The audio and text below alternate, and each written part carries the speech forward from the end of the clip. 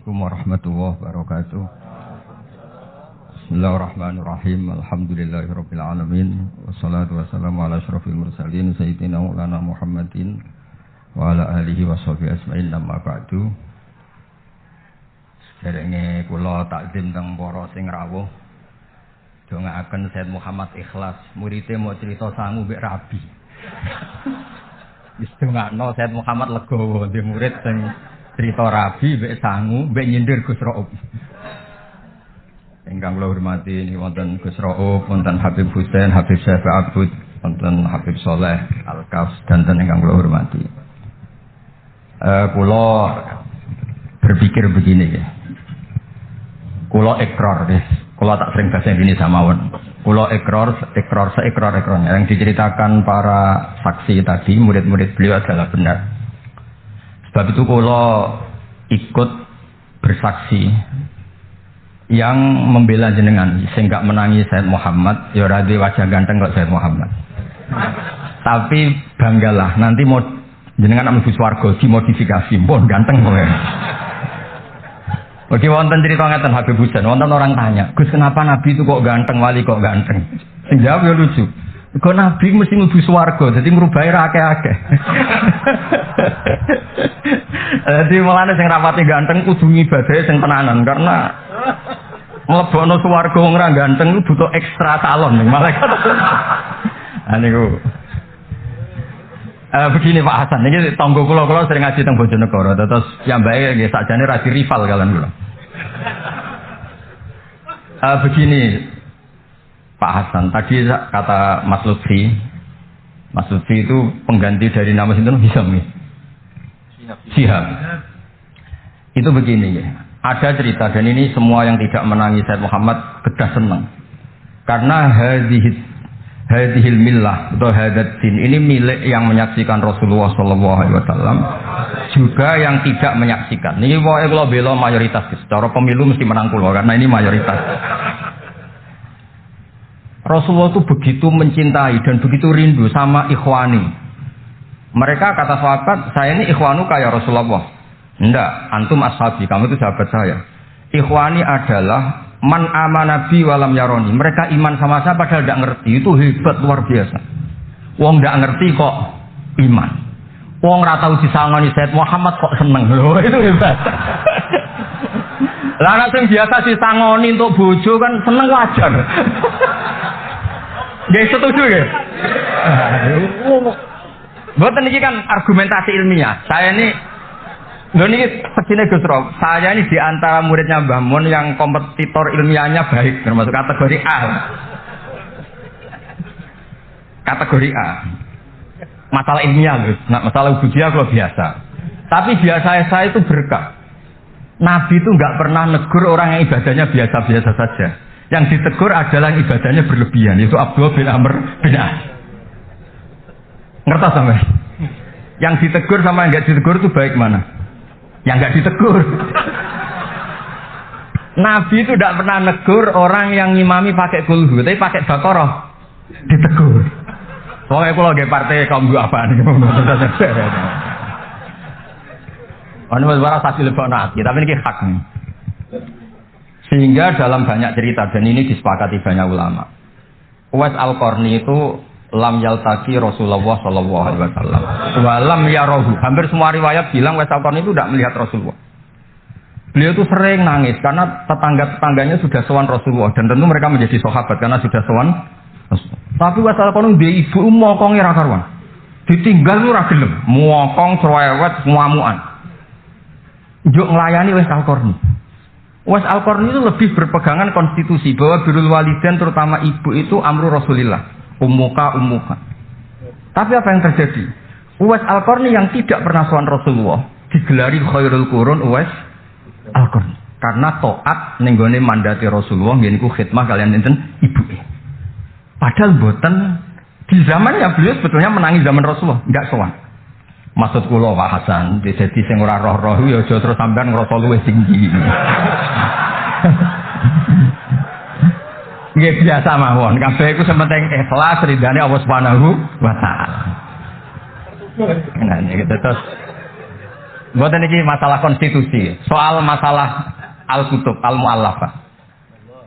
Saya ini tadi kata Gus Raum, saya itu orang mungkin yang tidak mulazim ke Sayyid Muhammad, tapi kata tadi Mas Lutfi, kalau sanad ke Sayyid Alawi saya tentu lewat Mbah Mun. Mbah Mun itu teman akrabnya bapak saya. Dulu ketika beliau mondok di Mekah itu yang nganter mbah kandung saya, namanya Mbah Sidik. Jadi keluarga saya ya pokoknya muamalah terus musohabah semuanya sama keluarganya Gus Raum itu minal ajdad. Ya sampai kadang beda pilihan presiden, tapi tetap rukun. Karena nganggep itu urusan akidah, ini biasa mawon apa? Biasa. Begini, niki rungokno tenan. Saya entah berapa kali sampai lupa nyetak kitab, tapi bukan nyetak komersial. Saya lagi bukan komersial, jadi ini nggak perlu menyinggung siapapun, nggak komersial. Al-Hajju Fadha'il wa Ahkam itu saya nyetak entah berapa kali, dan semua yang saya kasih Gus Rob itu mesti terus minta dibacakan. Kenapa? Karena semua fikih di Indonesia itu pasti bilang ar-ramyu itu ba'da zawal. Semua takrib, mu'in, i'ana, semuanya pasti ar-ramyu itu ba'da zawal. Kunna natahayyanu fa idza zalati syamsu romaina. Kita ini nunggu zawalu syamsi baru romaina. Ya ramyu yaumil hadi asyar. Ketika ada peristiwa Mu'assim, terowongan Mina, karena jutaan orang ke titik yang sama di jam yang sama. Sama lagi jutaan orang ke titik yang sama di jam yang akhirnya Sayyid Muhammad memberanikan diri fatwa secara terbuka bahwa boleh romyu qoblas zawal. Mereka mesti komplain, iki kitab apa? Sampai komplain, saya bilang ini yang ngarang putune Kanjeng Nabi. Kabeh bantah. Tak budono tak diri dan beliau cara ngendikan masuk akal. Ya, ini sing sering haji napa mari sakniki haji yo wonten sing bisnis bareng wae sing haji lah iki cerita. Sing haji, sing bisnis haji tenan pokoke haji. Sebetulnya dalam romyu itu kan boleh nafar awal, berarti selesai tanggal 12, bisa nafar sani sampai tanggal 13. Terus kata Sayyid Muhammad, jika bisa isqatur romyu yauma salisa asar, ya, bil kulliyah, bisa menggugurkan romyu tanggal 13 bil kulliyah. Fali ayyajuzat taqdim min babi aula, apalagi ini sekedar takdimul waktu. Dan beliau bilang di kitab Al-Hajju Fadha'il wa Ahkam, dan tidak yusamma mukhalafatan. Kenapa ada mukhalafah? Itla ilzama fihi bitasrih, karena Rasulullah tidak mengendikan bahwa ini harus begini. Itu hanya fi'lu. Fi'lu bisa ya dulu alal jawaz, bisa alal aulawiyah, enggak ada jaminan kalau itu syarat apa? Sah. Terus akhirnya orang tuh ayam semua, tenang semua. Berdasar fatwa Sayyid Muhammad yang kita sosialisasikan. Saya baca itu berkali-kali. Jadi saya cerita, jadi ini benar-benar cerita naskahnya Sayyid Muhammad. Orang cerita sangat. Terus kedua, tawaful haid. Saya sering ketemu orang-orang yang nekuni medis. Gus, kalau kita pakai obat itu kadang masalah, ada efek samping gini-gini. Padahal kalau kita nunggu suci kayak cerita Sayyidah Aisyah, Rasulullah itu pimpinan. Mereka pasti ikhlas disuruh nunggu Sayyidah Aisyah sampai suci kemudian tawaf ibadah. Tapi ini kan kita orang kebanyakan. Hotelnya kalau lama-lama ya kita tidak kuat bayar, kena komplain. Pesawatnya juga gitu, kalau lama-lama juga kena komplain, bisa tidak bisa pulang kan? Dan itu kata Sayyid Muhammad sederhana ngertikan. Beliau menyarankan tawaful haid itu intikal madzhab saja. Atau tidak usah intikal. Kalau mendekati waktunya habis, langsung tawaf. Tapi nunggu waktunya mepet. Karena dengan mepet berarti statusnya darurat. Terus statusnya darurat. Terus kata beliau dengan entengnya ngendikan di mana-mana yang namanya wajib atau syarat sah itu ya ma'al kudroh. Nah, ini tidak kudroh berarti syarat itu hilang. Di mana-mana syarat menjadi syarat ya kalau kudroh. Nah, ini tidak kudroh ya berarti syarat itu hilang. Sehingga terus kita nyaman tawaful haid. Itu di kitab Al-Hajju Fadha'il Ahkam. Bisa dicek bahasan halaman 115 ini. Ini bukan cerita Malaysia, cerita teks. Jadi buatan ini serius. Karena tadi kan orang-orang bisa guyon cerita nikah, berarti Anda tukang nikah. Nah kalau sekarang guyon karena ilmu, berarti Anda mubarak betul. Cerita nikah iso guyu, cerita ilmu iso guyu, berarti waras teman. Ternyata bisa seneng dengan ilmu, bisa dengan rileks. Saya baca kitab beliau yang khataman, ini Gus Rausasinya. Saya baca Qawaid Asasiyah itu pasanan khatam tahun 39. Terus poso ini kemarin 45 ini saya juga khatam baca Qawaid Asasiyah. Dulu itu karangan Sayyid Alawi namanya Zubdatul Itqan. Di era Sayyid Muhammad disebut Al-Qawaid Al-Asasiyah fi Ulumil Quran. Saya ngajar di Sarang ya kitab itu di pondoknya Gus Zufur. Saya berkali-kali baca kitab itu di Kudus, di pondok saya kemarin khatam. Terus kitab beliau yang saya senang sekali diantaranya tentu Mafahim Yajibu Antus Sohah. Tadi Mas Lutfi cerita betapa repotnya Sayyid Muhammad ngadepi Wahabi. Tapi di Indonesia saya sering cerita ke mereka, bahkan sebagian yang berpaham itu di kota banyak yang menjadi minna. Saya cerita begini. La ilaha illallah itu kalimatun dakhala bihal kafiru al-islamah. Fakaifa bihadil kalimah. Kok terus jadi tukhriju hadil kalimah al-muslimah minal islam ilal kufri. Orang tahlilan, orang nyekel patok, orang-orang NU yang pel itu nyekel patok yang la ilaha illallah, la ilaha illallah. Itu kalimat yang orang kafir puluhan tahun menjadi muslim. Masa dengan kalimat yang sama menjadi kafir? Itu logikanya tidak kena. Berarti kalimat ini punya dua status. Ya mukminah memukminkan, juga mukafirah mengkafirkan. Itu kan lucu ini. Dan itu mereka terus menerima.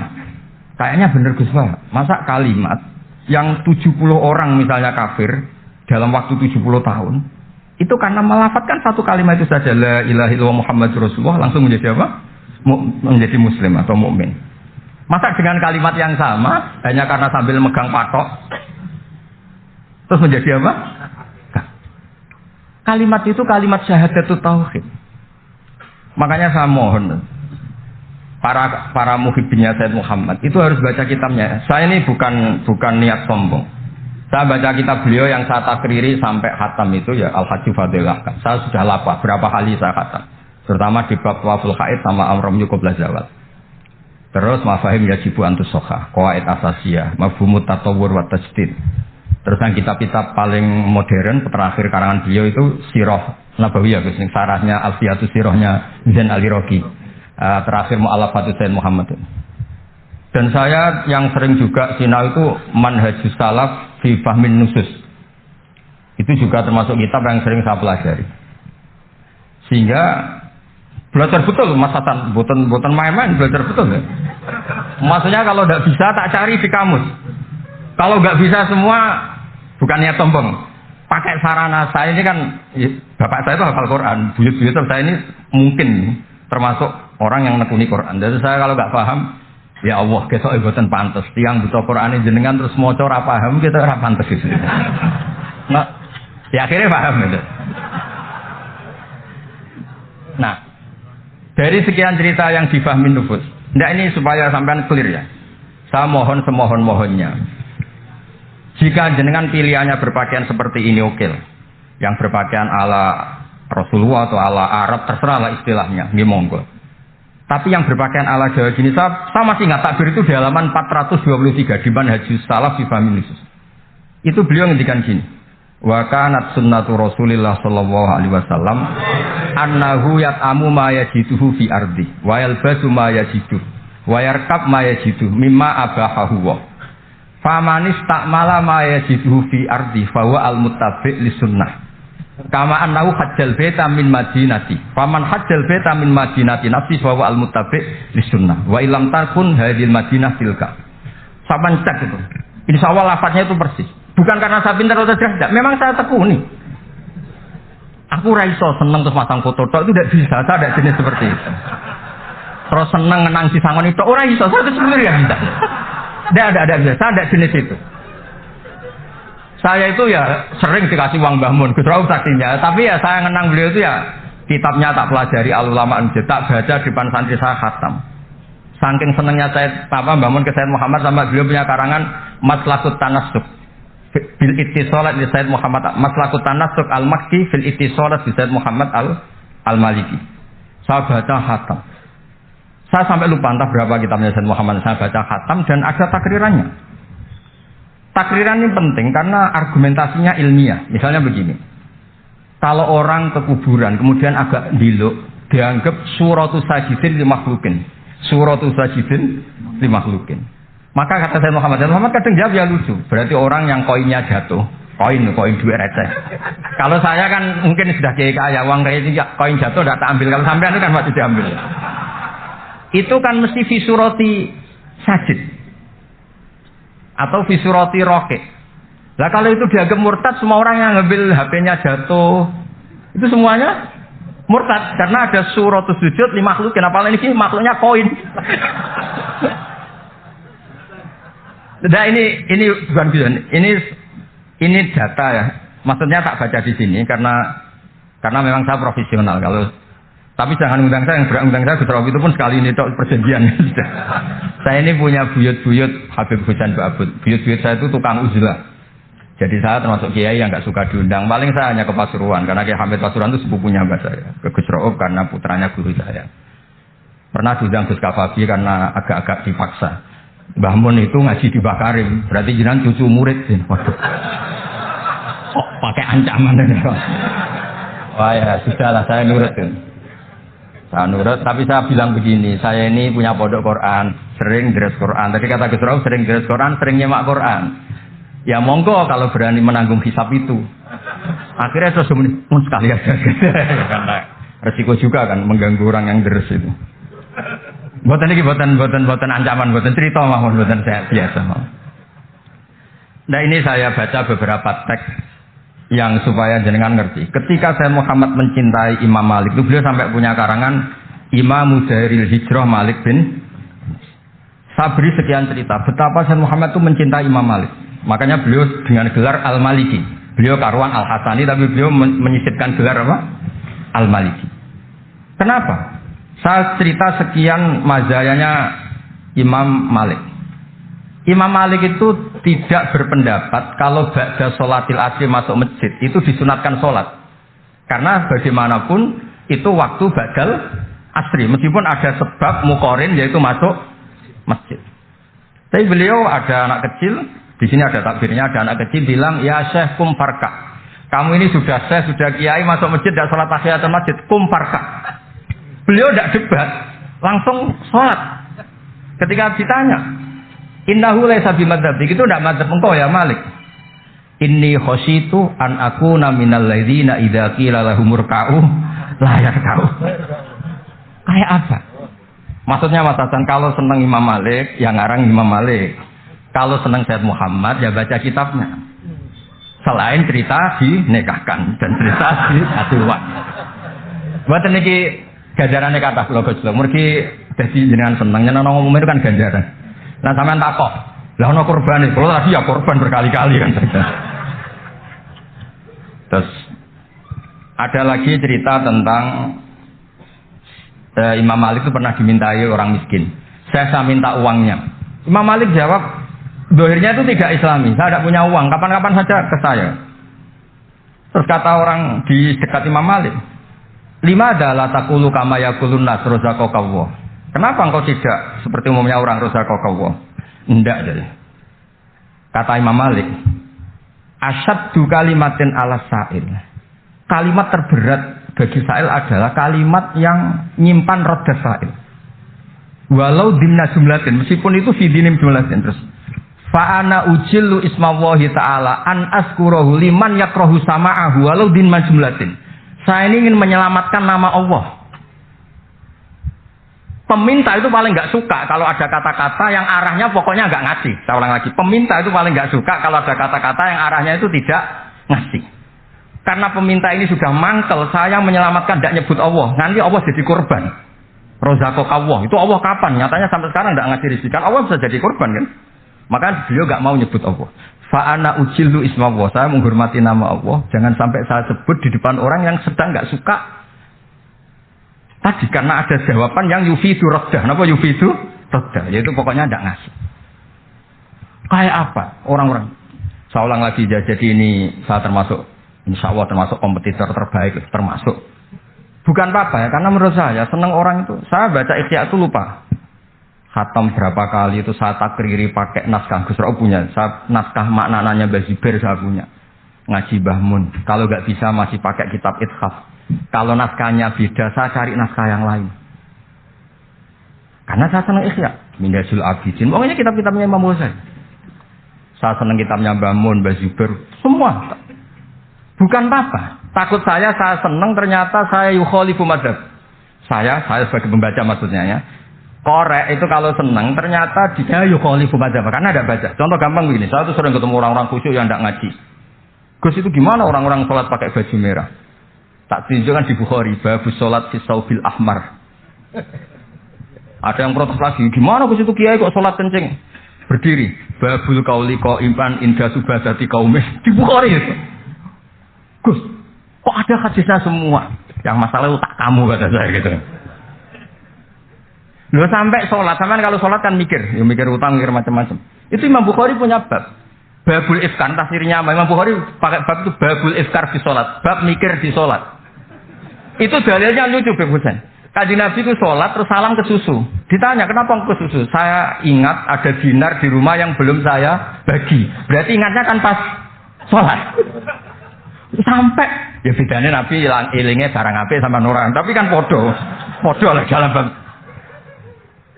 Jadi kalau suwon kitab-kitab Sayyid Muhammad yang jadi makhrajan hasanan lihadil ummah itu harus kita bela mati-matian.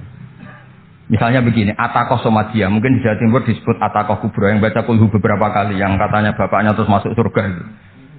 Itu kan kalau di kampung saya, Gus, kalau ada baca itu yang selain anaknya tak, dah kamu udah usah serius, ramlak di bapak. Oh anaknya tenang-tenang.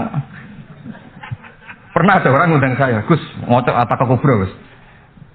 Anaknya mau nggak mangkon, monggo pinar, saya pulang. Kenapa Gus pulang?